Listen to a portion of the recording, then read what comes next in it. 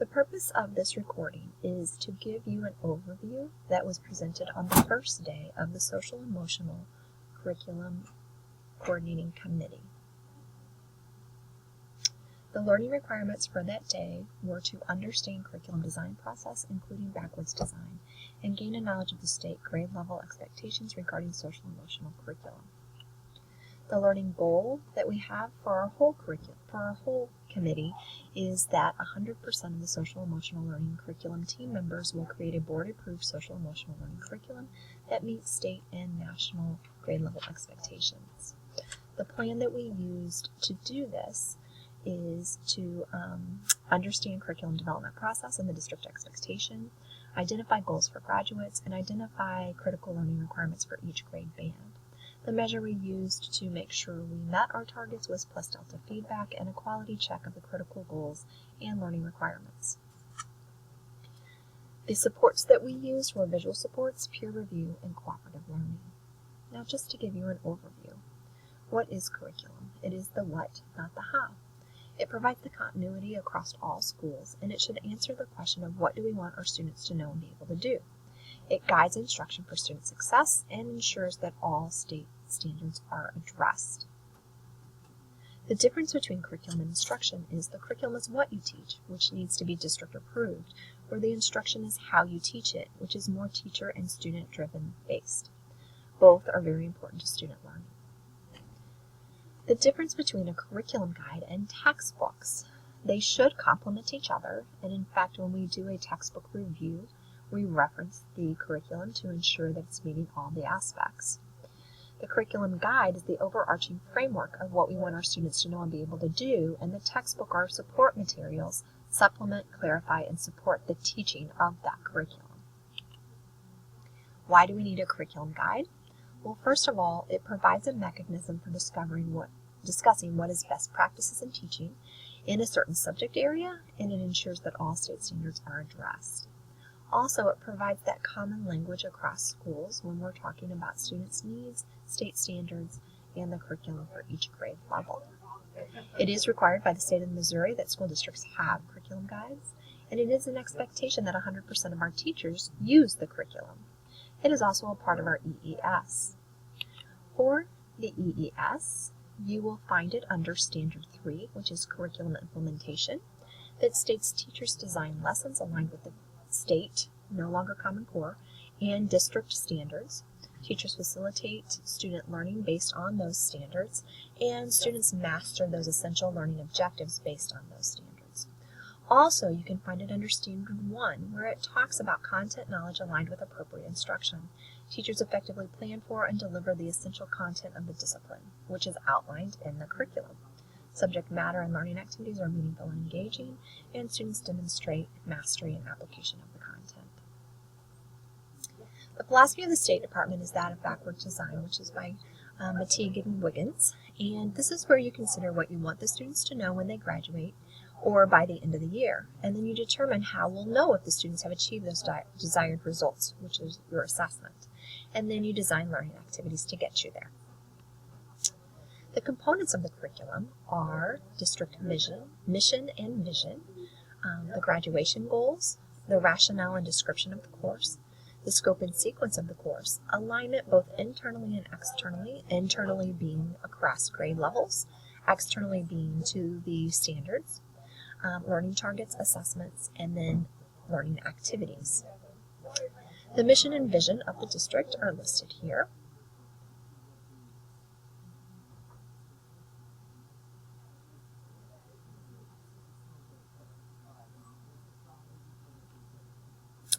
And the way the guide will be developed is we will have our curriculum committee who will create the curriculum. It will then go through an SSD administrator as well as teacher review for feedback and a parent review, and then taken to the board. We are anticipating that this will be taken to the board in June of 2018.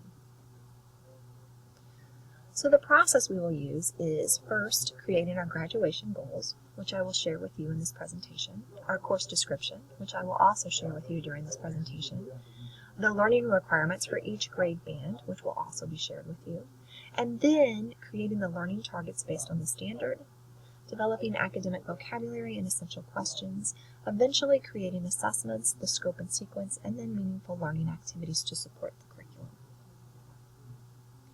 We will be using the work of CASEL to help support us with this work. This is a handout in your packet. It is the core social emotional learning competencies. So what you can see, there are 5 areas: self-awareness, self-management, responsible decision-making, relationship skills, and social awareness. You'll see the blue bars on the outside, the first one being the classroom, where the initial instruction and curriculum are done, and then schools with their school-wide practices and policies, and homes and communities where we develop partnerships.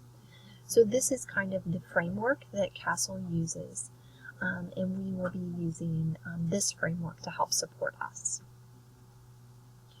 So now I would like for you to pause this and preview the standards. We have several documents within your folder that have the Illinois standards as well, crosswalked with the Missouri Learning Standards that actually come from the Missouri Comprehensive Guidance Standards.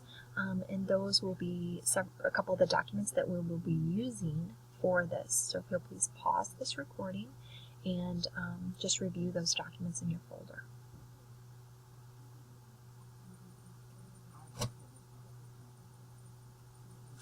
Welcome back.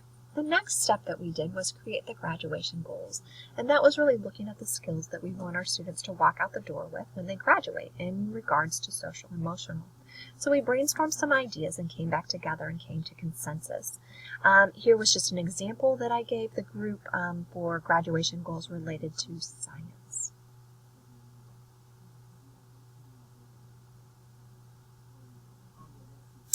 These are the 3 graduation goals that we determined as a group that will be a part of our social emotional learning curriculum.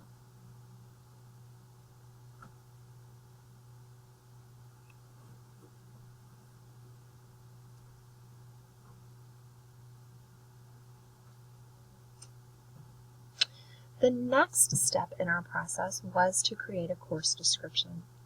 The course description is a really short and concise statement that informs students and parents about the subject matter and how we will apply that. So I've shown an example here of kindergarten science that you can take a look at.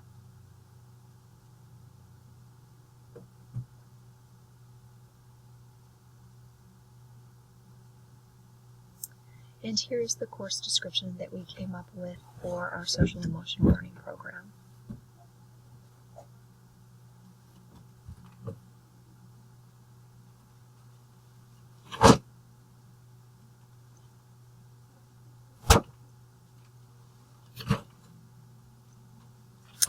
The way our curriculum is organized is we have the course level, which is our biggest level, units, topics, and learning targets. The next few slides will take you through each part of those. So the course is the largest organization or unit of our curriculum, and with this you want to think whole year or more of a bigger picture. The fields on this page include our course description, which we've just previously looked at, our units that we will be using, which will be the units identified in CASEL, and our course rationale, why this course is being taught.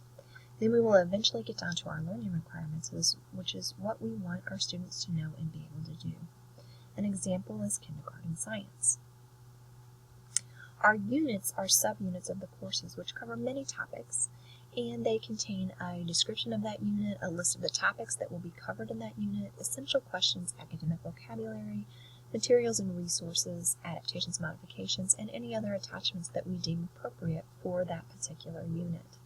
An example in science would be physical science. Within the units, we have topics, which really help us with the pacing of the unit. Usually topics have an estimated duration.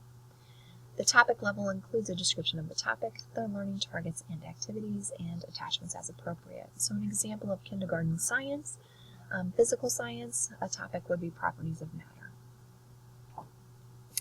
The learning targets are very specific statements of what we want students to know and be able to do. They are critical and measurable. They are tied to the standards. But remember, our standards are typically those year-end goals. So basically, your learning targets are unpacking and scaffolding those standards into manageable pieces. Here's an example of a kindergarten physical science one. Make qualitative observations of the physical properties of objects, i.e. size, shape, color, and mass. So here is our pyramid where we have our course, which is kindergarten science, our unit, which is physical science, our topic, which is properties of matter, and our learning target. So you can kind of see it all put together. When we think of vocabulary, we want to think about that Tier 2 vocabulary that can be transferred across disciplines, as well as the vocabulary that's important for understanding and being able to know what to do. So you also want to think about that specific content vocab that might need that explicit instruction.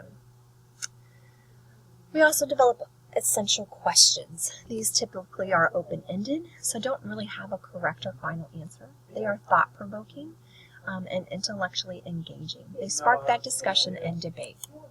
They call for higher order thinking skills such as analysis, inferencing, evaluation, prediction. And they cannot be answered by Google.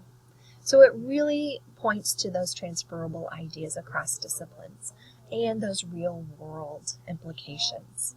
It may raise additional questions, and it may require support and justification for an answer. And these typically reoccur over time, so they can be revisited again and again with the new knowledge that has been gained. Here are some examples of essential questions. These specifically are for self-management and awareness.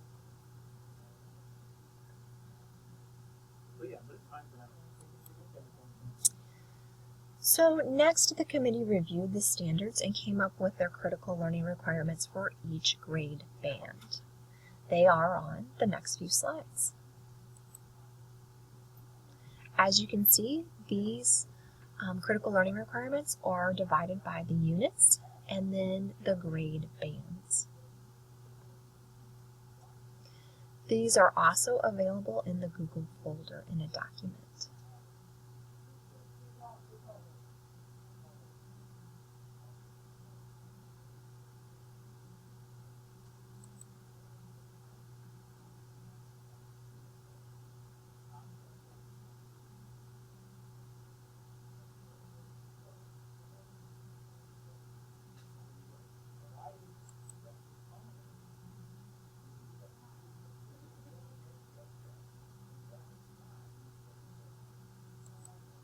The framework we will be using, we will have a MAP and EOC curriculum with grade bands, K2, 3, 5, 6, 8, and we are going to do the 9, 12 grade band.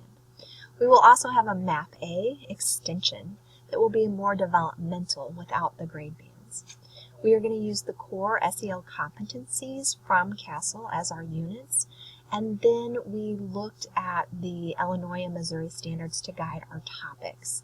And then we will also use those same documents to guide our learning targets. Here's an example of the template that we will be using, and so that is also available on the Google Drive, which shows the units and the topics, and then we will now be entering the different targets for that. So our work from now on is we are dividing up into grade level or developmental bands, both MAP EOC or MAP-A, and we are creating the learning requirements for that particular grade band or developmental band. The units is what we've already developed, and then we will from there create essential questions as well as vocab. And we've already created the topics and the learning requirements. So you are ready now to join one of the groups. Please let me know if you have any questions. Thanks so much.